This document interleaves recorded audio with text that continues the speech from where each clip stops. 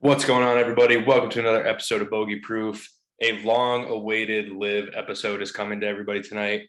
It's tough when LIV changes stories and players and what's going on a week-to-week basis, but now that we got to the end of the PGA Tour season, we figure let's dive into what we know right now. And in order to do that tonight, we got myself and Mikey on the line. Mikey, where are we calling from, and what are we sipping on? Yeah. Here from Chicago, drink a little orange wine. Think I might just be an orange wine guy from now on. Not just the taste, not just the refreshing nature, but just the bit that is orange wine. Like, what is orange wine? I don't know. This one's from California, but from what I was reading in a very rudimentary kind of deep dive into the history and culture of orange wine, mostly a Eastern, like European type of thing. So I think it's just where they kind of grow the different colors of grapes. But this one's from California. This one's a cheap one, maybe $12, $15, but it's hitting the spot and enjoying myself. And I'm excited to talk LIV. I think we've kind of wrangled the facts finally, right? Now that the season's over.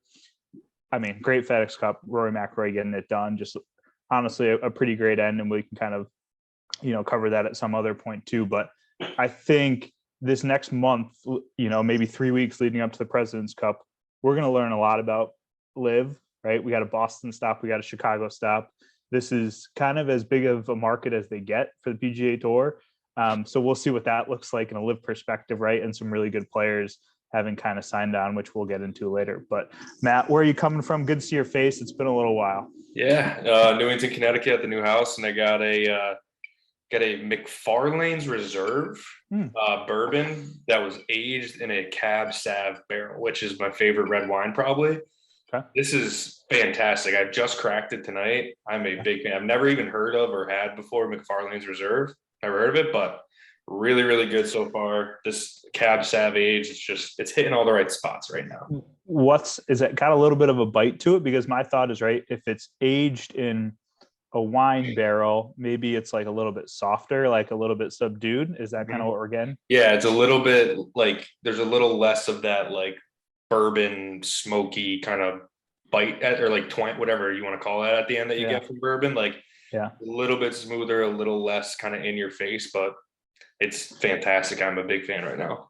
Also, side note, as we kind of speak about bourbon, this weekend, Sunday, we got a crew of like 14, 15 of us going out to Whiskey Acres. We're doing a tour of the facility, tasting cocktails. So we're gonna do Labor Day right. I was gonna say that's an American ass Labor Day right there, a whiskey tasting. It's and at the place, I mean, we've talked about it a little bit before on this show and stuff, but excited to get the socials going a little bit with some stuff outside of golf. I think that'll be kind of fun. To kind of work us through that process, and a cool place, right, that's growing all of the stuff on site there out there in DeKalb, Illinois, right to the bottle. They do these really fun things, which I really would love to do if I can find some time and be back in the area. Is they will they don't have like enough people that work there, right? It's really just like the owners and the people that kind of do the distilling process and watch that. So every month or two or whatever, when they come and they bottle what they've made, they'll send out like a Facebook post or something on Instagram or whatever. They'll get like 50 people from the wild coming from everywhere.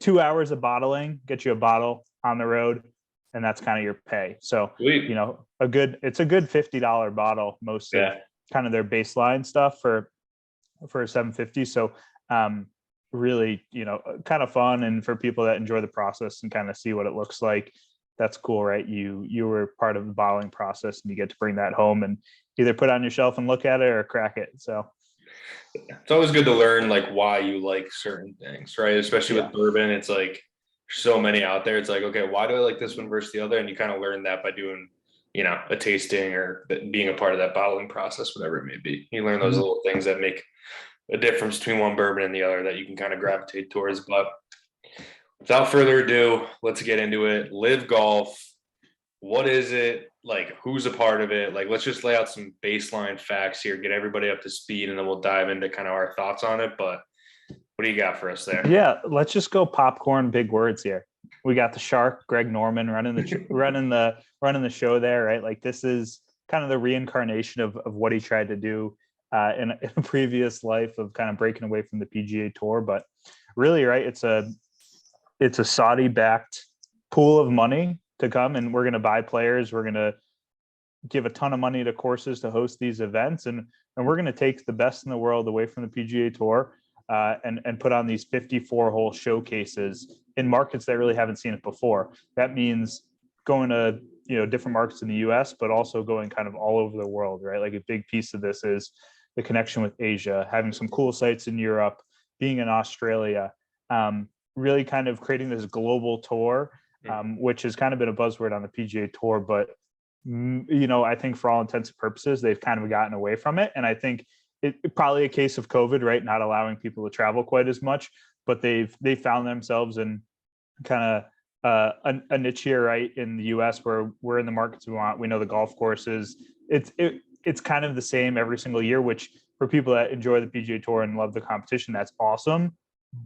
But this is maybe for a different type of consumer who's looking for more of a showcase, maybe a little bit less competitive, but still, right, when you're talking about $4.5 million going to a winner, you beat 47 players, it's only 48 people in a field to win $4.5 million, right? Like that's something to talk about just in itself, whether it's the players, maybe wanting to jump here, or just kind of the consumers, right?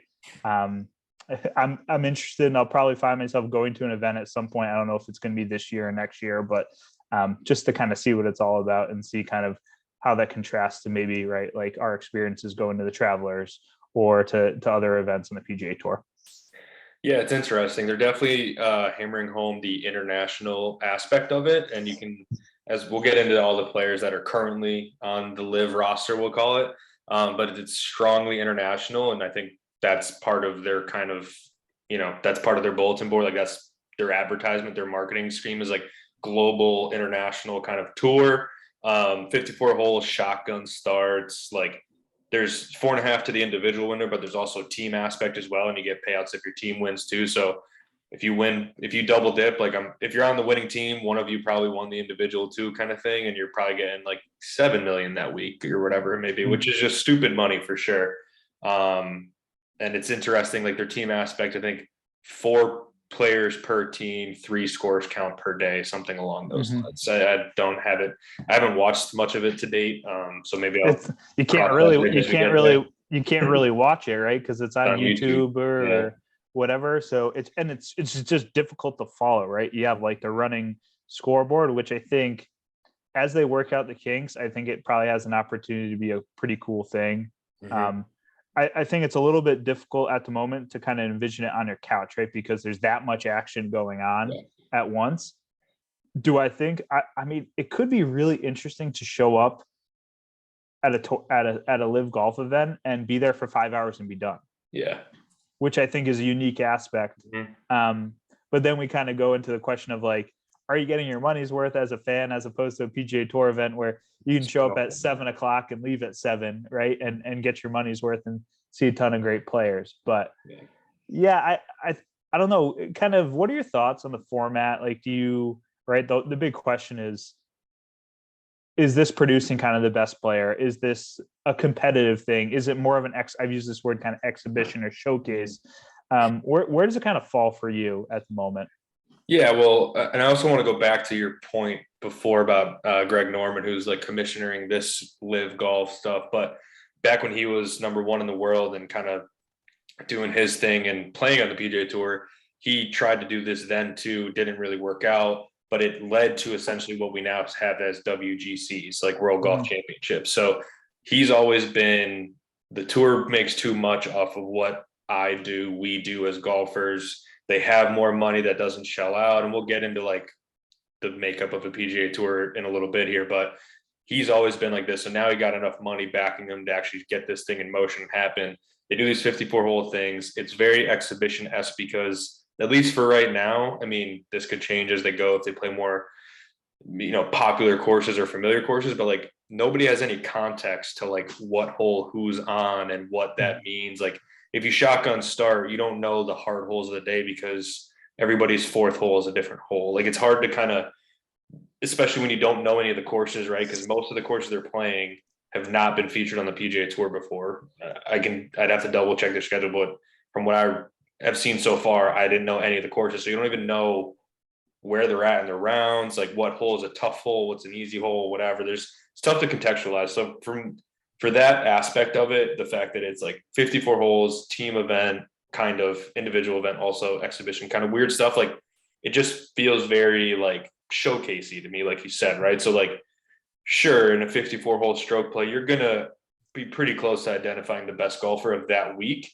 But does that like warrant like world ranking points and like all these different things that are so important in the bigger picture of golf? And like if you talk like legacy, major championships, things of that nature, which again, that is probably right now the biggest question mark with LIV. Like essentially they are throwing so much money at players that they've accumulated a pretty good amount of them to be able to kind of operate and run this tour. And they have enough names where people are going to chatter, like pop it on the YouTube, attend the event, whatever it is. And they can kind of do that. The hardest part for them right now is getting world ranking points, because world ranking points are only awarded to events that are 72 holes, with or without a cut. I don't think it depends on like how many players are in the field, whatever, but 72 holes, like stroke play, all this different stuff that they don't do currently. And it's like, there's a process to get approved to have world ranking points. Like the Hero World Challenge, that Tigers event in the Bahamas, they have world ranking points now. It's 72 hole stroke play, no cut. But the first 2 or 3 years of that tournament, there were not world ranking points. And then because they played it enough, got enough good players there, et cetera, all these different things, they were able to get there. So maybe down the line they are awarded those points, but they have so many things against them in the format of their event that it's kind of tough. Another thing that LIV is like another selling point that they're trying to make to players to attract them, besides just the dollar figures, is shorter events, right? 54 versus 72 holes, and less events per year, a more international like schedule thing, money to caddies as well, like paying for their travel and stuff like that as a part of the player signing on. Like caddies accommodations are kind of paid for, which is a huge factor, right? I mean, like it's one thing if you're, a top 20 player on the tour and you have a NetJets sponsor and you buzz yourself around wherever you need to go all year and all this stuff, but like your caddy's hoofing it in the airports with, flying Southwest and Delta to get around the country and like carrying, whatever else. It's just living in hotel rooms and shacking up with 6 other caddies in an Airbnb. It changes things, right? Like break it down on the P&L for us, right? We're increasing revenues and we're decreasing expenses. Yeah, right? we're just it's a very simple game for a lot of these independent contractors, right? As they like to be called. At least Greg Norman likes to be called an independent contractor. But yeah, I mean, I think LIV's doing a lot of things really well, right? And they've kind of took this list of what are the biggest gripes on the PGA Tour, and that's we have to play a minimum amount of events. We don't get paid enough money, or we don't feel like we're getting compensated for what we bring to the product. And it costs us a lot of money to do this. So how can we kind of eliminate some of these things? And I think what's kind of happened with LIV, and they've built like these big, right? Like there's these balls and like different things, right? Like things going on before the event, right? There's huge pro-ams, there's like parties, there's all these things that kind of pull it away from kind of just a golf tournament in itself, which I don't know if that's good or bad yet. I think it's still kind of to be determined as far as like, is that adding to kind of the experience and what they're getting, or is that just like kind of a nuisance to the, people that just want to play golf? And I think, right, that's the give and the take, right? Like if Cam Smith takes $200 million, like, okay, you have to go to a huge dinner and play in a pro-am 15 times a year or whatever it looks like. Right, everyone's weighing all those different options, but I don't know. I think it's really interesting. I think the competition probably has only done good things for the PGA Tour as far as like what they're trying to move towards. I don't know. I mean, I think the PGA Tour has definitely perked their ears up a little bit with some of the people that have signed on that maybe at least I didn't think a month ago, I was not under the assessment maybe 2 months ago, right? Because we kind of heard the rumblings of some key players kind of around the Open Championship, but like 2-3 months ago, I could not have even imagined that LIV would have, 14 of the last 28 major championships or whatever that number is right now. Yeah. I think it's 12 of 24, but something 12 of 24, like that's big stuff. Like they got some key players in the world of golf. Mm-hmm. They absolutely do. And I think just to like take a step back maybe and like unpack a little bit as to kind of like those gripes that you pointed out of that the PGA Tour players had with the PGA Tour at the time. PGA Tour kind of started this fall season in order to give people more opportunities to play more tournaments and make more money, essentially. But at the same time of doing that, they made it very difficult for your top, say, 75 players in the world that usually take that fall off. Now, if they take that fall off, they are so far down in the FedEx Cup that they got to like play every week to make up the ground they lose. Because if you remember, like I remember a couple falls ago, like certain players would play and they'd win a fall event and they'd be in the tour championship. You're like, I didn't see this guy the whole year. Like how do stuff like that. So it made players really not get an off season by adding this fall season, the minimum events thing, all that stuff. Right. They also travel like all over the place from, Florida to Arizona to Florida again, back to California, all these kind of travel logistics, whatever, that LIV is trying to like say, hey, like we give you more breaks in between. I think it was 12 events, but it's going to be 16 next year. I don't know. They kind of change things as they go. But another reason why, like, and these things are voiced to the PGA Tour. And I think, like you said, it took them a while to really move on this. But part of that, one, like it's due to LIV actually materializing and like being a thing. Like you have to react now versus being like, I don't know if that's actually going to happen. Do we want to waste all these resources for something that could not really happen? And two, the PGA Tour is like a 501(c), which is like a not-for-profit organization, like run by the members essentially. So the players on the PGA Tour are essentially who make the rules of the PGA Tour.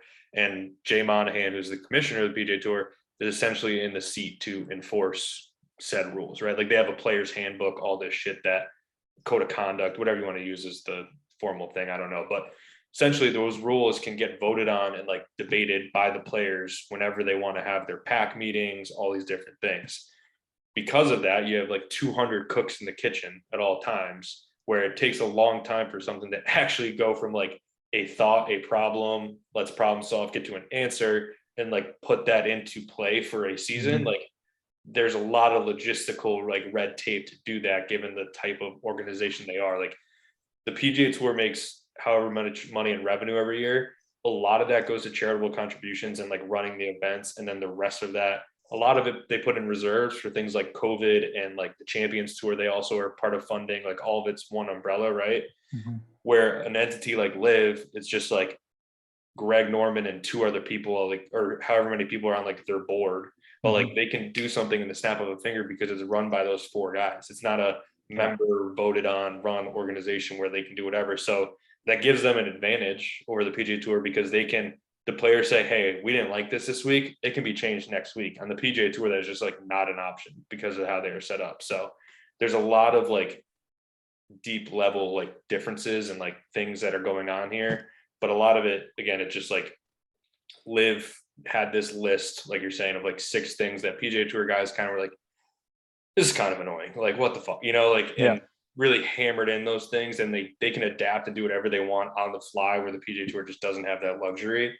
But to your point, they've been making changes recently. Maybe it's a good time to talk about a few of those. The PGA Tour season, I think it starts in 2024 that this actually happens. I think so, yeah. Actually, the calendar year season. So like this fall series, like weird overlap after the Tour Championship. And then like within that same calendar year, those fall events counting towards the next calendar year's Tour Championship thing, Mm-hmm. That's all gone away. The fall series will be like a limited field of events or elevated events and stuff like that with the top 30, 40, 50 guys. They haven't like nailed all the details down yet for higher money, all this stuff, because the biggest complaint of the PGA Tour players is like proportionally, they're not making as much as they should, meaning that a guy like, Rory, Tiger, JT, Jordan Spieth, etc. Those are your guys that sell tickets, that people go to tournaments for, that generate all the like That's why you sign such a big TV contract, all these things that bring revenue into the tour. Like, I don't know, like William McGirt or like, I don't know, like I'm just trying to think of like bottom to like Joel Damon, I guess he's probably in the middle, but like some of the Yeah. guys lower down on that, like say they're 125th on the FedEx Cup money. That's like Chesson Hadley, Yep. whoever, right? Those guys are not putting asses in seats. Like they're getting the benefits of the PGA Tour of like, all the guaranteed money if they qualify for certain events. I mean, they're not making no money on the PGA Tour, right? They're all making millions a year. All this stuff going on, but like Rory proportionally does not make as much as he should compared to some of those lower end guys because he drives the revenue, he drives the product, he drives whatever. Mm-hmm. So LIV with an endless bank account can be like, okay, we'll cut you 400 million, come play with us. And then from there, it's like, I don't really care how much I make this week compared to the other guy because I got 400 million up front just to be here. So a lot of things going on with LIV, but I don't know. What are your thoughts on some of the like the styles of tour and like the way the organizations are set up and how that like works to or for and against them? Yeah, I mean, I think you're spot on when you talk, and you kind of went into kind of the legal organization, kind of breakdown for us. So we appreciate that for those that aren't kind of in that world. But I think you're spot on to the point, right? Like they can make things happen a little bit quicker. And that's probably why we've seen kind of like the slow lead up in this kind of explosion, because they were able to gather a little momentum, got DJ, got some of the kind of couple of key players. And then as they kind of figured out, hey, what are more things that we need? What exactly is the money that it's going to take, right? Because when you sign a couple people, then you can kind of tier people, right? Like Taylor Gooch, we'll just say he made 25 million to go. All right, well, who has kind of a similar career, kind of similar place on the PGA Tour that now we kind of understand how much they're worth, right? Like I think they were gathering data and information kind of all along, and once they had a little bit of more of that data, they could act on it a little bit quicker and act on it with a little more, just more focus, right? So I think you talked about kind of the limberness or kind of malleability, right, that they can kind of work with. But I think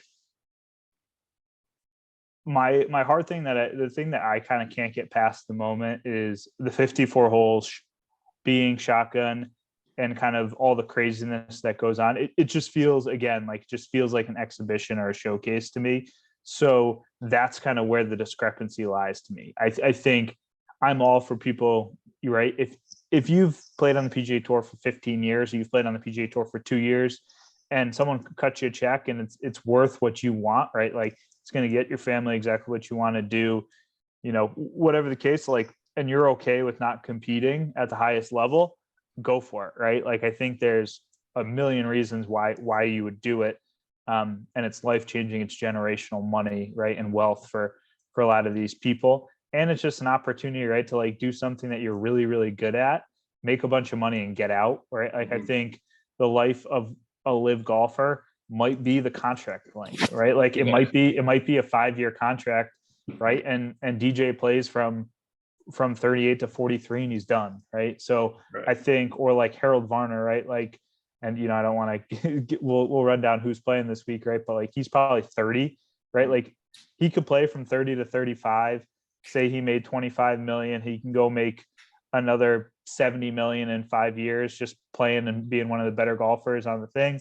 All right, well, he just made $100 million. Like he was never going to make $100 million on the PGA Tour. Right. And he did it in 5 years or maybe 10 years or whatever. That's a pretty great thing. And like, that's something that not a lot of people on this earth get to experience, right? Working for like 10 years and then meaning that no one in like your immediate family or like your kids or their kids ever have to like do anything more than that again, right? They just manage your money and pay taxes off your interest, right? So I think the formula is so simple when you kind of think about it like that. Mm-hmm. But then again, right, like not everyone lives for that paycheck, and right, and like JT, right, who hasn't gone, like JT's got $100 million in the bank, like we know that, right? But like, and for him, that's enough, and that's generational. And I think it's more interesting maybe when we talk about kind of those mid-tier people who, like your point, are kind of on the cusp of maybe being in that top 25 in the world and kind of leading the charge on the PGA Tour. Those are the people that I probably respect is not the right word, because I respect people that go and get their money in this situation too. But like, respect that they're playing and going after kind of the greatest competition and going after that legacy component, that they want to beat the best people in the world. They want to win majors. They want to win PGA Tour events at a high clip, right? And be in the Hall of Fame. Like, I think that's the piece that's a little bit confusing. It's a little bit gray, but that's what's gonna guide the PGA Tour, right? It's those people. It's the people that want to be there, and they've made the decision, or their family has made the decision, that we're okay with, in 20 years having $20 million as opposed to $100 million, because that is a huge decision to make, right? And I'm not, $20 million is a ton of money, but right, it's on a smaller scale. Maybe it's, 10 million versus 50 million, which is like, big difference. You can't even comprehend the difference between that, because that's just, stupid. I mean, it's, yeah. So I don't know. I think I still believe that the PGA Tour is probably the best circumstance and the best place to play golf at the highest level. Do I think, but I'm not sure we can quite say that it creates the greatest product until we kind of see what LIV is all about for a couple of years. Who knows if it's even around for a couple of years, right? But like, I think we kind of have to see LIV through and see the product that it produces, see kind of the quality of golf and the exhibition and all those kind of other intangibles that we don't really know because we've only seen a few events.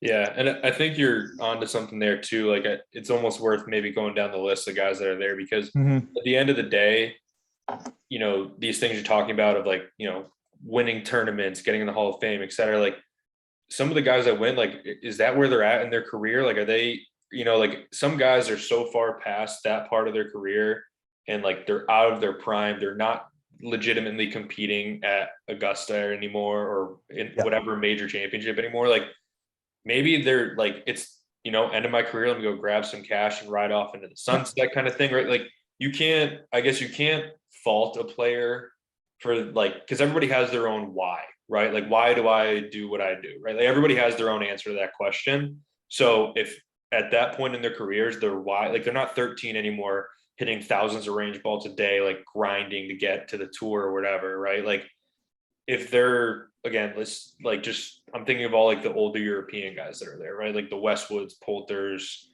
even Paul Casey, right? Like Paul Casey, even Phil, right? Like the guys that are certainly in the latter half of their career, like certainly, Stenson, right? Right? Stenson too, right? Like all these guys, it's like their why is a lot different than it was 20 years ago, right? Yes. So it's like you can't really fault them for their why they play golf now. Is like, hey, like, I'm trying to just set up my kids at this point. Like, I've done what I need to do competitively, like even like a DJ or whatever too. Like, he's like, I got my green jacket, I got the US Open, I've won 50 times on tour, like, or whatever it's been, like, these guys are at that point. I mean, I think DJ could probably have still competed. He's so good and so talented. He probably could have done it. He'd win on tour every year for the next 10 years if he wanted to. But you can't control a person's answer to like the why they do it, so he's like, I'll do like you're saying, right? Like, if I'm going to get paid, say, $250 million for Dustin Johnson, I only have to play golf for 3 more years and then I can go do whatever the fuck I want with my life. Like, maybe that's more valuable to him than grinding it out, digging it out of the dirt, as Tiger said at the Open, and like trying to kind of compete and grow my legacy. Because maybe I'm okay with where my legacy's at. And I guess that's, everybody has a right to that own decision. Maybe you don't even care that there is a legacy, right? Exactly. For DJ's case, that's probably true, or like a Louis Oosthuizen, who has said on multiple occasions he'd rather be cutting his grass on his farm in South Africa than playing golf, but he does it because he's really fucking good at it, right? And it gives him all the money he needs to set up his family, his kids, whatever. So I totally get that. Where I guess, and maybe we can go back to some other parts, but I want to get this point in of like, that I don't have a problem with. The guys that go, like, you have all your right to that's your decision. Again, like, nobody can argue with you on your why you do something. Like, that's your decision. The part that I can understand the frustration coming out of people, and especially the PGA Tour in recent weeks, is like, now that they're suing the PGA Tour, because the PGA Tour, like I said before, is the member. So like, when you sue the PGA Tour for antitrust or whatever they're suing them for at the moment, like, if that gets hit, like, that comes out of like Justin Thomas's pension, essentially, like, or whatever, insert a player's name. It comes out of their pension, KJ Choi's pension screwed, like, I don't know, you can name any player on the PGA Tour. So it's like, you had your right, you got this upfront money to go do whatever you want to do. Like that should be the end of it, right? Like, people can give you shit on the decision if they want. I think it's your own to make, I guess. Like, again, you can't tell people why to do something or why not to. Like, that's on them. But to then turn around and then go back and like attack them again, it's like, you already left and like created all this drama and headaches and shit. Like, you got paid $200 million. Just go have fun with it and enjoy it. Like, count your stacks. Like, you don't need to go back and then sue. All that stuff I get a little frustrated with, and like, it's kind of silly, I think. But overall, I kind of get, like you said, it's like that. If you want to play golf for 3 more years and make, $100 million more versus 7 grinding it out on PGA Tour, like, yeah, I get that. That makes sense. Like, the math adds up for me there. Like, that makes total sense. So I guess to that point, right? Like, now we kind of let's kind of bridge these two things together. Like, the PGA Tour has made these changes kind of in respect to what's going on at LIV, and making the best players in the world that drive revenue and drive butts in the seats, and TV contracts and all that good stuff. Like, we're going to pay them more. Is that the solution, when these people have kind of shown us by their actions, by not joining LIV, that they are here because they care about the game of golf and they care about their legacy and they care about the PGA Tour? I feel like we're kind of, it's maybe a solution that's like a little bit off kilter to kind of what they've shown us, I think. But with that being said, like, this, it seems very, kind of performative to, as a result of what's LIV's doing, as compared to maybe something that would be like more preventative, right? Of, I don't even know, but I just think we're kind of in this interesting place of, we're giving more money to people who have chosen to not take more money, which is kind of an interesting thing. But you have to do it because they've pretty much stated, we need all these things in order not to take the money. So like, the position of power is like so odd, and it's so convoluted, right? Like, right now, I mean, if we put on the totem pole, like, positions of power, right? We have LIV, we have the players on the PGA Tour, and then we have like Jay Monahan and the people running the PGA Tour. Right. And then below that is, like, I'm off the screen here, but like below and way below the screen are the sponsors of the PGA Tour, who are locked into contracts. And I know there's incentives, and I know there's, contractual things that need to go on, but there's so many players and so many stakeholders that are involved in these decisions that are made. I would be, to be a fly on the wall and understand why, the commissioner decided to grant all these things. Was it to really appease these 20 something players, or was there other kind of,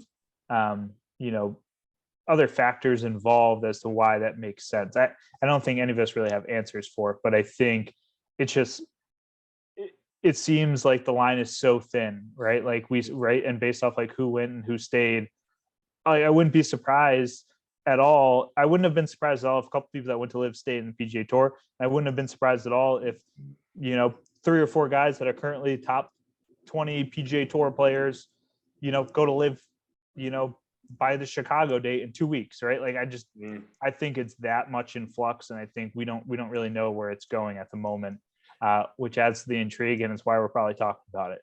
Yeah, and I think part of like the PGA Tour, like this change that they made, which again, the change they've referred to it, but it hasn't been like written in stone yet, like what it actually is, like the details of it. But I think essentially they're addressing those 5 or 6 concerns that PGA Tour players do kind of groan about, because ultimately, if you clean that up, like you have enough guys committed that like you almost want to pay their respects of staying and being like, hey, we are still going to work on the things that bother you. We're not just gonna be like, hey, thanks for sticking up for us. We're going to stay the same and keep pissing you off a little bit here and there. So it is weird that it's like a little bit of like hypocrisy is not the word, but like, thanks for not taking the more money. Here's more money. Like it is a little bit weird, but I think it's in a way I think the bigger part that they probably care about more is the schedule change and like getting rid of that fall series, giving them an off season back. Like, especially with the COVID year, like guys are playing legitimate in season PGA Tour golf, like grinding for, it seemed like 30 months straight, essentially. Like they were like all burnt out, whatever.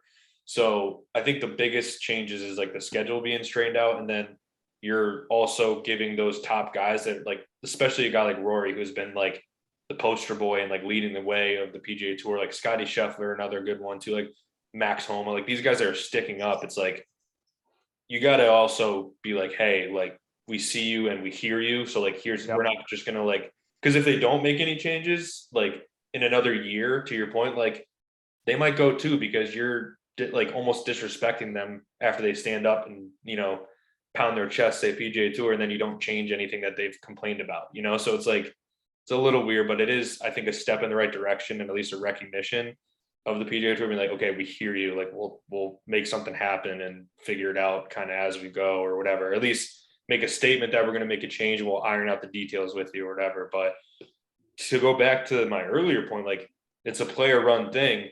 All this stuff happened at the player only meeting like a week before the Tour Championship, where Tiger, Rory, and like 20 other guys, I think, give or take, sat in a room and like ironed this out themselves, essentially brought it to Jay and said, this is what we want to do. Can you do this? And Jay was like, we'll make it happen. Right. Because again, player run organization, they make these decisions, the players themselves, the pack meetings, like it has to go through approvals and shit, but it's not just going to come out of Jay Monahan's brain. That's not his role as a commissioner, believe it or not, because of the way they're set up. So part of it, like part of the delays, I guess you could say, is that like the players haven't had a player only meeting like this with enough important people in the room to come up with an idea they actually want to happen, right? Like you can complain, but if you don't say like, or if you don't go to the pack meeting or have your pack representative, whatever, bring it up and come up with a solution, like you don't really give the PGA Tour many options to actually adapt to what you want. So yes, they made a change. Like we'll see how it all works out. And it seems like a good change, but again, player run organization, they had to do it the way they did it in order for it to happen. Where at LIV, if Dustin Johnson walks off to the last hole of whatever the Boston event and says, I'm not playing with that guy anymore, he won't play with that guy anymore. Like LIV can just do that. Where like, again, it just isn't that easy for the PGA Tour. So PGA Tour, I think at least is trying now, it seems like. I think they recognize that people have stood up for them and they're there for the legacy, the honor. They want to dig it out of the dirt. They've grinded their whole lives. They have this dream of playing on the PGA Tour, winning championships, winning the Genesis Open at Riviera, the LA Open, whatever it was, like the Masters, etc. They're going to stay to that, but like also help us out in this stuff we're kind of complaining about. So it's interesting. But where do you think, I guess, maybe, and I guess nobody really knows this answer, but like, where do you see this falling out, say in 2-3 years? Is this good for like to take this back to our perspectives and not just like these millionaires' perspectives? Like, do you think this is going to help us as golf fans in the next 2 years? And like, is the product going to get better for us, whether it's LIV or PGA Tour or whatever? Like, are majors going to suffer without a Brooks and DJ and Bryson and a Phil kind of characters involved? I guess those 4 I just named will be there for 4 more years because they've won majors. Unless the PGA Tour, USGA, RNA decide to strike them from it, which they could do. Majors are separate of the PGA Tour. So the PGA Tour banned them, but they're also able to play in the majors this year if they were qualified through other ways. Yep. So that could still go on, or Augusta could come out in April and be like, we don't stand with that. It's against everything we do here. You're not invited anymore. Like it's an invitational, right? Like in the USGA, like they could do the same thing for all It's an those open. guys. It's an open though. That's the problem with the It's two an other open, ones. but But you could none of take them, away their exemption. right? They could take away their exemption, make them go Monday qualify essentially, like playing Yeah. all those sectional qualifiers and shit, which Yeah. they might do, but who knows? I don't know. So that will be very interesting to see how that goes out. I guess with that all, so much of it still floating. Like, do you see this is like iron sharpen iron happening here, and we're going to get a better PGA Tour product out of this, or do you think either way it kind of ends up like this fractured environment and it kind of stinks on both sides? Yeah, and I'd be hard pressed to say it stinks because I think there's so many great young players. I think we're always going to get 156 studs in the field at the PGA Tour, right? Like, that's not going to change. Yeah, we might not get DJ in the field or Cam Smith or whatever the case may be, and it's a hurt. Like, it hurts now, and it's probably will hurt for a period of time. I think if they continue to coexist and LIV and the PGA Tour are both here to stay in 10 or 20 years, we probably won't realize it, right? We probably won't think about it. But who knows? Maybe LIV creates this world of, all right, well, when someone under the age of 25 gets inside the top 30 in the world, we're going to pick them, right? We're going to take them from here, and we're going to take a veteran, we're going to throw them on the bench, and that's going to be kind of their function, right? Like, kind of like the thought of, I don't know who it was, maybe I think it was like Burger King or Wendy's. They're like, okay, where are we going to put up shop? Oh, let's just go down the street from McDonald's, right? Because they spend billions of dollars figuring out like where the best people are and where the best places are to put those people. All right, well, those coattails. Yeah, PGA Tour is going to identify the best players and the most valuable characters, right? And then we'll just give them money and have them come. Yeah, that's interesting. I like that. I think we're probably, my guess, and this is kind of living in the world of that they both coexist in some capacity, is that we're going to have kind of some fractured waters and a weaker product on both ends. I think, I don't know. I look at like a LIV, I'm looking at the Boston list right now, and yeah, we got a bunch of studs there, but we also have, people who couldn't make it on the Corn Ferry Tour, or, people who, right, like you have James Pyatt, who, yeah, he won the USAM, but like he didn't do anything in the majors this year, really, right? I think he made the cut of the US Open, but shot like 77 at Arnold Palmer, right? Like, he's probably not a Corn Ferry Tour player. Chase Koepka, right? Like, he's been around. He couldn't get it. He's been around, right? Like, Turk Pettit has had a little bit of success on like Latin America and Canada and Corn Ferry, but never made it. Really, has been a pro for like 4 or 5 years now. I think, right, like Harold Varner, great player on the PGA Tour, really a top 50 guy in the world on that cusp, but couldn't win, right? So he makes the determination that LIV's probably the more appropriate place for him. I think with that being the case, and because like that field's not that strong, and because there's great players in LIV, that means PGA Tour is not as strong as it could be. We're going to live in kind of this fractured environment for a period of time. I don't know, maybe it's so interesting. And I think about this all the time, but would the PGA Tour benefit from going smaller fields? Would 144 players in a normal event make more sense? Would and kind of bolstering the Corn Ferry and kind of those other fields and making this really kind of like a pipeline of professional golf. I mean, it is now, but it's really the PGA Tour, and then it's everything else, right? So, but do we kind of create this this world where it's a little bit tougher to get on the PGA Tour? It's a little more of an upper echelon player that makes it there. Does that kind of increase and kind of turn that knob of the best of the best are making it there, and we don't kind of have that 20 players on tour who go back and forth between the two, right? Which we kind of always seem to have. Maybe if we shrink the fields a little bit, we have 144 guys that really should be there and have shown that they can be there. And I don't know if that's the answer, because we see all the time, right? People Monday qualify and get in and play well, or people that don't make it for 15 years and then they get their PGA Tour card. Like, those are all really cool stories, and like what makes pro golf so much fun to kind of follow, right? Like, I mean, we follow that stuff. and not everyone follows it, but right when some guy that Monday qualified, or trying to his it's like Corey Connors, or like Steve whatever Jasewski there this year, who was like 48. It's a rookie, PGA Tour rookie. His son's the medalist of the USAM. Like, we have like all these things that, like, that storyline would not exist if there was less people in the field, most likely.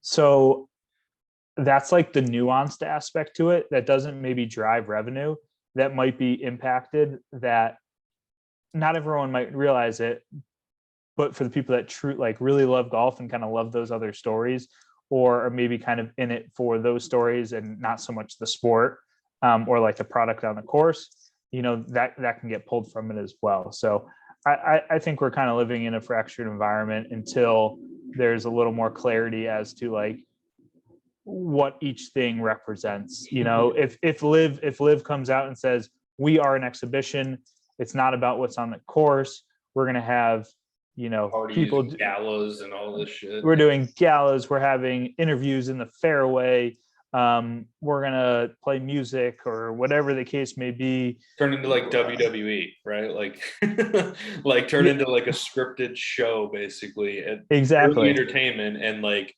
be way more entertaining than golf probably is, but it's not competitive golf as a sport. It's like as a show where like it's like comparing like Olympic wrestling to WWE wrestling, right? I mean, like I guess people, to each his own, essentially, right? But players have to kind of pick what is their why? Like, are you playing because you want to be the best player in the world, win majors, be this guy, or are you playing to provide for your family, or or to just make as much money as possible in a short amount of time, and you just like other things a lot better that you would much rather spend your free time doing? I don't know, right? Like, everybody's got to answer their own question. Like, one guy that I want to pick on a little bit, like Brooks, being like this fucking hardo, super competitive, like, I don't know, man, I just play golf, like it's not that hard, whatever. And like being the super ultra competitive, like mentally locking in majors and all this stuff, and saying how he's just like, I'm just a competitor, all this stuff, and then just like goes and plays an exhibition world, and like in 2 seconds, it's like, that one I was kind of like, you stink, dude. Like that one's the only one that I think every other guy, if you like read down that list, right, you can understand, right? Like Kevin Na, Harold Varner, these guys that are like well-known PGA Tour players, but weren't in that upper echelon of talent. It's like, you can get why they're going to go make $100 million in the next 5 years versus scraping out 8, in the PGA Tour in that same time frame, right? Like, logically makes a ton of sense. But like a guy like Brooks that said, all I care about is majors, and what I want to, I want to win double-digit majors, all this stuff, and then he's like, yeah, I'm going to go play an exhibition land where I can't even qualify for them except for my exemptions, because he'll get PGA and US Open for another 3 years. Yeah, something like that. Yeah. Something like that. I don't know. And Masters too, but I don't know. But like, with that being said, I hear you completely on that. And then like, you go, if you follow Brooks Koepka on Instagram, you realize he's just like he's just a doofus, right? And he just like, right, he's got a really hot wife, and he's in Cabo.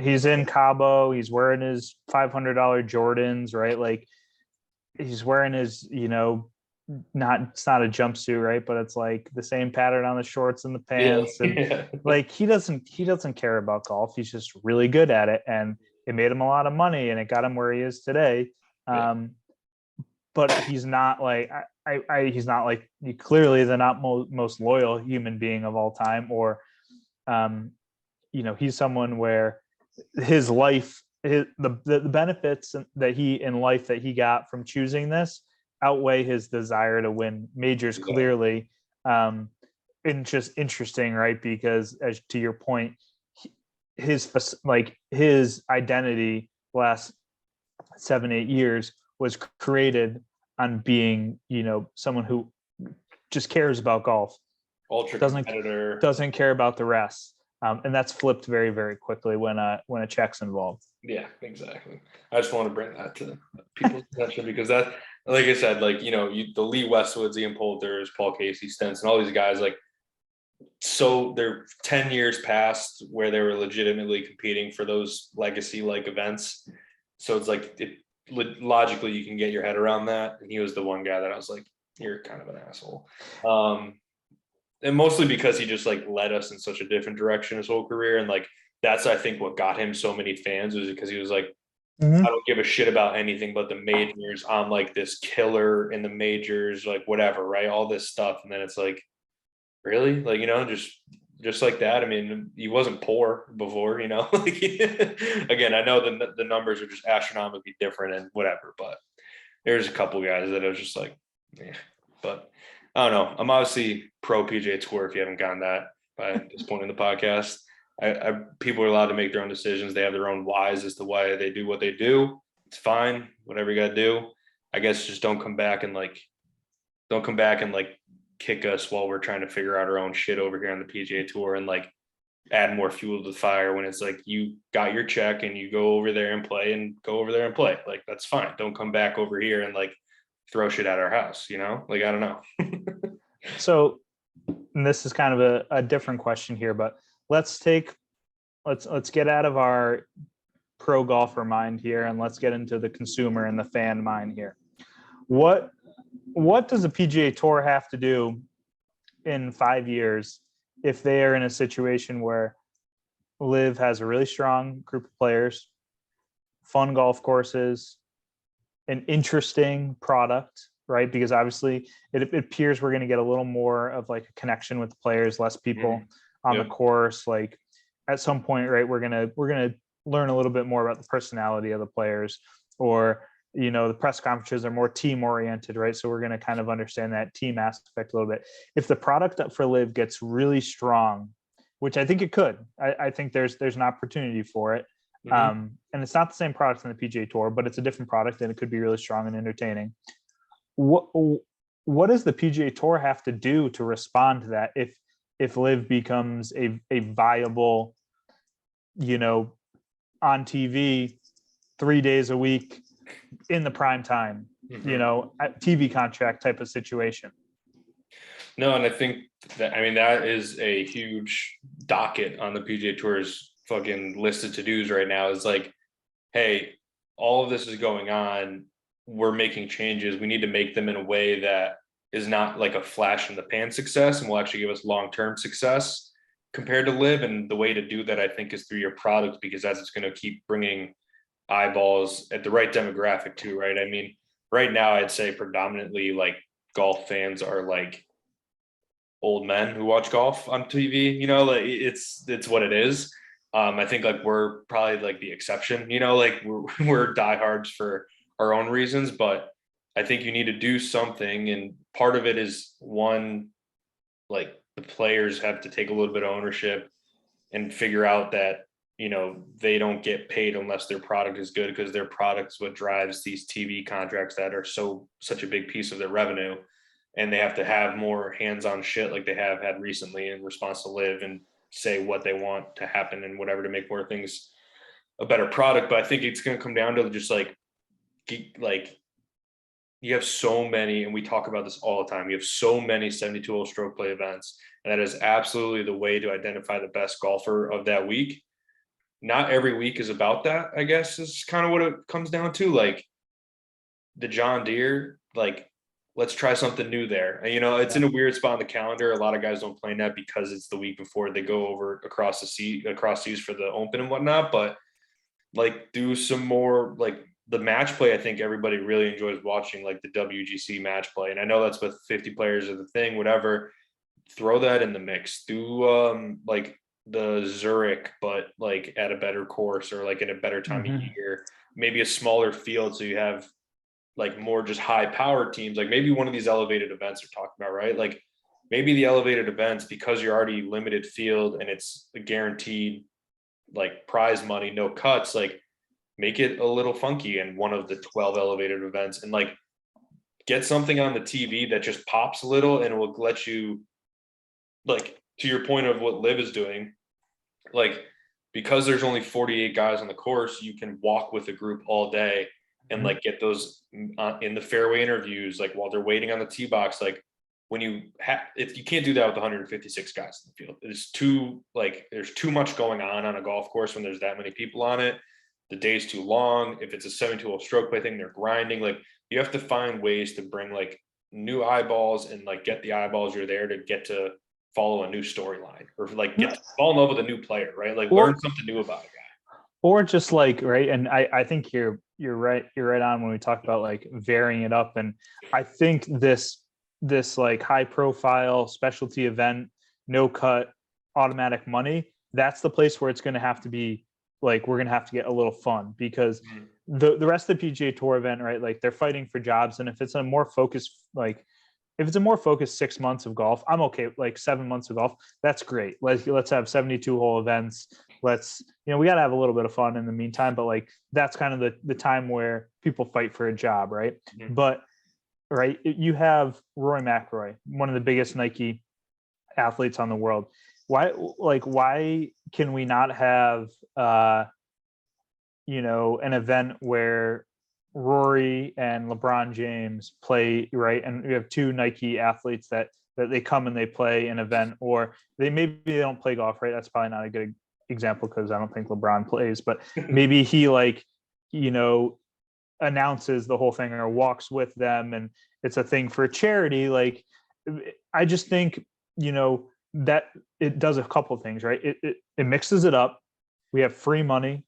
We have more eyeballs, different eyeballs on a tour event. I think there's no rules if we're going to do 48, 30, 40, 50 people in a field. I think if you just like give people money, right? If you told Justin Thomas, hey, we're going to do a 3-day event, you're going to bring some buddies or some of your sponsorship people or whatever the case may be. You're going to walk through, how you're playing the hole, all various things. And you're going to collect a check for $500,000 at the end of the week. And we're going to, match it to charity or whatever the case may be. Like, these guys would do it. They've shown us that they care about all those little new, like the other pieces to it. So, that's obviously not a very fully fleshed out idea or like well thought out by any means, but I think those events might afford an opportunity to get a little funky. And we know there's going to be a bunch of money thrown around there, but maybe we find some more eyeballs on the TV, different people watching, and kind of bolster this whatever, the product that is the PGA Tour. Yeah, because you got to build storylines and context, right? Because that's ultimately what people are going to tune in week to week. If they're a huge JT fan, I mean, you're going to watch every time JT plays, right? Like, you have to give them more than 3 guys that they care about, right? So I think when you get this field to 30, 40, I mean, think about like the match, right? Like, they do some pretty fun stuff with that. It doesn't always work because I think it's, to your point, like they're playing golf and the golf ends up not being that great when you involve like celebrities and whatnot. But like, what if you're in these 30, 40 events, like you said, like even like JT's pretty close to Michael Phelps, apparently. I've been seeing them do some stuff on Instagram. Like, have Michael Phelps like inside the ropes, kind of like, having an ear and then reporting back to the guys in this, like something like that, or even like a pre and post round interview with those guys where not Mike Tirico interviewing them. Like, Mike Tirico does a great job, but like, it's not like you're not attracting any new eyeballs by having the NBC announcer interview the guys. Like, if LeBron James sat down with Rory and talked to him about like, hey, like, what was going through your mind like on the 6 tee and like, like, that was crazy. Like, how'd you do that shot? Like, what was this? And like, they probably answer in a little bit more of a fun way than when they're talking to like a legitimate golf broadcaster who knows like, the really details about it. That's going to be like way over most people's heads. Like, I don't know. Like, I just think that like the most memorable stuff of the match or like any of those things that they do is like the conversations you hear. And I think you need to find a way to get that into the tour when it's not the 72 hole grind, because like you said, those guys are fighting for careers, like important stuff is on the line in those big events. But when you get to these more like WGC style things and whatever these elevated events they call them, you're already with the bigger names that are in your game. Bring, like you said, bring the sponsors that are tied to them. Like when you have AT&T, I don't know there's got to be plenty more AT&T guys besides Jordan Spieth that are in other sports that you could bring in, have them be a part of the broadcast, whatever it is, just to get people involved. They're like, have them play the pro-am together a day before, but like actually film the pro-am for a little bit and like show how they interact, whatever it is. I don't know. If we had these answers, we'd be in different seats right now, I think, but it's definitely part of like what they have to do in order to keep their product at the level, because like we've been saying all night, LIV can do whatever they want whenever they want. So they're going to be adapting, learning on the fly, and can change it week to week, where it's going to have to take a lot more thought and like flushing out of thoughts, I should say, on the PGA Tour side to put something in place, because it's not that quick to unwind and redo and whatever. So they got to find something to do. I think the most flexibility they have, like you're saying, and I think we're both saying, is that these limited field events, like take your big names and add context to them. Have LeBron talk to Rory about what his off the course life has been like the last year or so, because Rory's always going to give a candid interview. I mean, he's probably a good example here, but there's other guys I'm sure that would too if they were giving Max Homa, right? Like, give these guys a reason to put him with why they care so much. Put him with like an LA group. Put him with a Dodger. Put him with a Laker. Put him with Kershaw, whatever. Like Kershaw would, explain why they care so much about what they're doing, the struggles they had this year, how they got around them, and not just golf. Like, that's what people love about sports, is like the triumph and the defeat and like the emotional roller coaster that sports gives them. Inject that into golf and not have it just be like them hitting drivers and like the pro tracer. Like, that's fun too, but like you're gonna like plant deeper roots into fans if you give them like a true storyline and a person that they want to root for, no matter where the event is. Like Tiger gives me that, because I will watch Tiger play in like the Bon Tempo at Franconia. Like, I don't care if it's for nothing, you know, like, but I'll watch Tiger go to the grocery store, you know, like, so you got to make, and like, Tiger is like the extreme obviously here, but like, you got to give people a little bit more insight to players that are going to be in all these events, like, and hence the top 30 of the tour or whatever we're going to be doing in these limited field events, and like build their story out, build their character out, give them something to like care about other than how many fairways did he hit today. You know, these guys build their brands too at the same time, right? Like, this is not just free money. This is, we're building your legacy as a professional athlete and everything that you do, right? This is your opportunity. How many times does, you know, Justin Thomas get a chance to, on the PGA Tour, promote his foundation or promote the different things that he cares about, or whatever the case be? Maybe once a year. I don't know. Maybe. So I think there's a lot of incentives that are not cash focused or cash forward, I would say, that maybe we lean into that a little bit, right? These people have shown us that, yeah, they want the money and they care, but like, they've made the decision to be here on the PGA Tour because they care about some of the other pieces as well. Right, to the point on that. Like, why does Max Homa, like, why is his quote, "You can't buy my dream"? Like, what makes him care so much? You know, like, you got to dig into that to let people then like want to root for him. You know, otherwise you don't put context around the guy, and it's hard to like sink your roots and your teeth into like fans and keep them with you in a long period versus just like a flash in the pan. And it's golf is one of those things too, right? Because it's slow, because not as many people play it, or are maybe exposed to it like from an early age. It's a little bit of a difficult product and sport to just pop on the TV. And if you had a room of 25 random people in there, most people wouldn't be interested in it. But if you put an NBA game on, you know, the majority of the people in the room probably would like know some people on the TV, understand the game of basketball enough to follow along, like recognize what's a great shot, what's like a not so great shot. So I think that's kind of the difficulty of it too, and that's the nuance. And you know, they can't really shy away from that, because it doesn't. I think maybe you need to go in the opposite direction. You need to bring some of that additional aspects, like we're talking about, to maybe, you know, drive new fans or whatever it may be. Yeah, it's interesting. I mean, no matter what, I think the PGA Tour and LIV are both in like very crucial times right now for their own respective reasons, and like they both have a little bit of momentum in their own right too, and it's just a matter of getting to the final answer and like having that final answer be long-term sustainable and like please the people that drive your revenue and please the people that like watch your product and will obviously contribute to that revenue. So it's interesting stuff. We've talked a lot of LIV. There's more to talk about too, I'm sure, as the weeks go on, but any closing thoughts?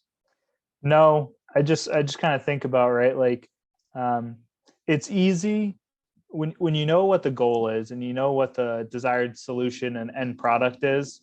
It's easy to kind of reverse engineer your way to get and produce that product. Mhm. When you have added something like Live and a completely different product and a completely different consumer to this equation, the PGA Tour is scrambling to understand, like, what is our end game, what is Yeah. our solution, what is our goal.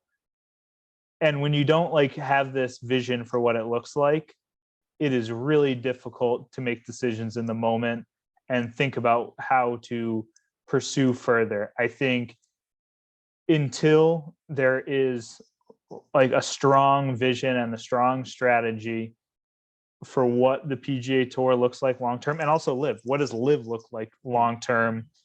It's difficult to to understand the longevity aspect, or those guys making the decisions on the inside, how they like create that solution or that kind of end product. So it's just, things are just up in the air. It's Mhm. super interesting. I think you can have your ear to the ground and you're still going to miss a lot. Like, there's so much changing every single day. um, Luckily we live in a world of social media, right, where you have 1,000 people spewing out all the different things. So a little easier to kind of consume on our side. But I don't know, things are up in the air. Interested to kind of see where it goes.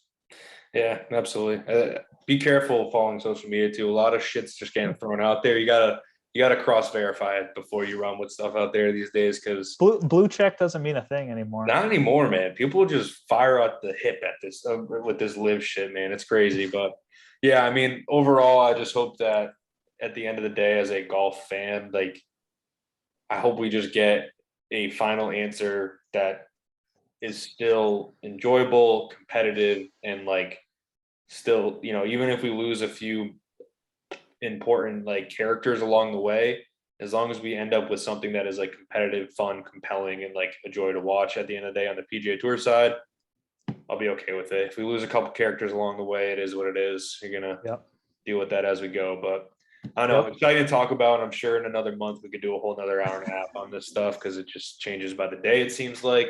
But pleasure talking with you, and hopefully next time we'll talk about some more like putts and chips and drives and less like logistics and legal entity shit with the list. Yeah, less organizational structure and Yeah, legal entity, more drives, more bourbon, more travel, all that good stuff. exactly.